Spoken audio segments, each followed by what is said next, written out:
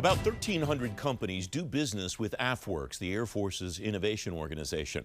About 90% of AFWERX contracts came through open topics and didn't address specific requirements. Eric Lofgren's a research fellow at the Center for Government Contracting at George Mason University. Eric, welcome. It's good to see you. What jumps out at you in this data that is out about what AFWERX is doing and how it's doing it? Hey, Francis. Yeah, actually not too much jumps out because I believe the Air Force and AFWERX has actually done a pretty good job communicating with the public.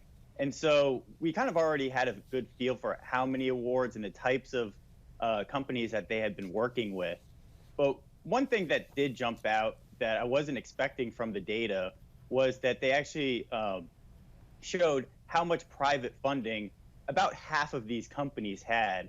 And indeed, from the seed round through Series A, B, C, they broke that out. And there was about $7.7 billion in private funding provided to companies that AFWERX were supporting.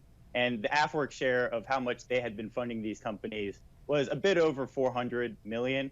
And it should be probably approaching 500 million or more by now. Since the data is a little bit out of date, there's still some lag in putting some of the data in there. But yeah, so the private funding was something that jumped out.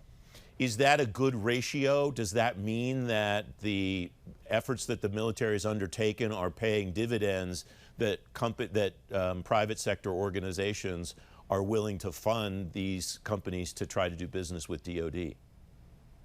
Yeah, it's a big win and something that the Air Force has been talking about, especially over the last year. They said, in 2019, they brought in about $1 billion of matching funds. And so I think that's something that's going to the Air Force strategy, right? They don't want to create a new set of prime contractors that are totally reliant on the Department of Defense. And instead, they're moving towards dual use. And with their small business innovation research funds, which are about 90% of the funds that they're obligating to these contracts and these companies, they don't want, small businesses that make a business out of winning these types of awards and staying small and kind of doing the same thing over and over. They want dual use companies, so private investors believe in these technologies as well. And either they scale in defense and then make it and are able to transform to some degree the force structure, or they kind of fall out. And so that's reflecting that strategy there. I want to talk about scale maybe from a different perspective in a moment, Eric, but you write another 2019 number that you reference is 30%, and that's the number of SBIR and STTR Phase 1 awards that went to new entrants in the defense business. And you point that out as a good thing because you referenced 2011 to 2018, that number was only about 13%. What's driving that? Is it just awareness in the marketplace that this is a possibility for companies, or is there something else that you think is happening to drive that? Yeah, so that came from a great research report from Alex and Amanda Bressler. And yeah, so we had been seeing about 10 to 13% of the SBIR Phase 1 awards going to new entrants in the past. And then 2019, when AFWERX really started ramping up, we saw that jump to 30. And AFWERX or the Air Force at least, was really leading the way with these new entrants using the SBIR Small Business Innovation Research Program, where that jumped. They were doing more than 5 times as many new entrants were being brought in by the Air Force relative to the rest of the Department of Defense combined, right? And so, this is something that the Air Force has been really looking at and putting pressure on in terms of getting new blood into the system.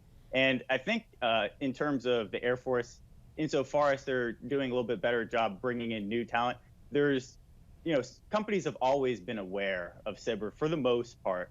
It's just that, the government also has to do market research on its own end and really be kind of willing to open the door. And other organizations certainly have done this as well, such as SOFWERX and Special Operations Command. But the AFWERX seems to be doing it at a much bigger scale than the rest of the services. So that word scale again, how does the Air Force scale this?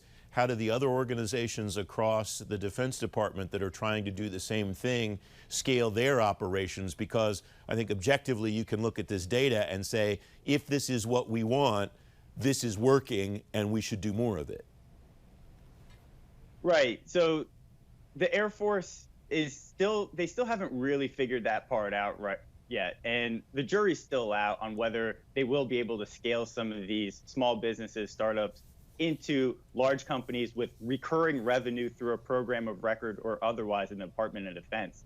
And AFWERX actually has been taking the lead. They have an Air Force Ventures program, which basically they're kind of being innovative with the SBIR program, where there was a $3 million cap.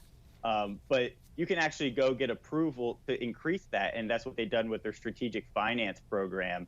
And that's really allowed them to try to get more money into the hands of these companies in order to bridge this so-called valley of death, where it takes many years. Let's just say a SBIR program, actually proves something out and the department wants it. Well, it's going to take at least 2, probably 3, 4, 5 years in order for them to line up the requirements and the funding in order to get it over to those companies. And so the StratFi program is really there to kind of bridge this, where in March 2020, they were able to send $100 million of AFWERX dollars to 21 companies. So that's about $9 million each. But then they had matching dollars from the program office at the same amount. And then they had $350 million in private venture capital coming into that as well. So these companies were able to get a little bit of funding to continue doing what they're doing, meeting the military requirements, and then hopefully, and that's the expectation, that they will be able to bridge these. But really what we're going to have to be looking going forward is, will these things actually, scale in the Department of Defense and help transform the force structure? And will some of the other, companies through this program be able to get SBIR Phase 3 awards and start doing something similar outside the StratFi program? Eric, thanks very much for coming on. It's great insight. You're welcome.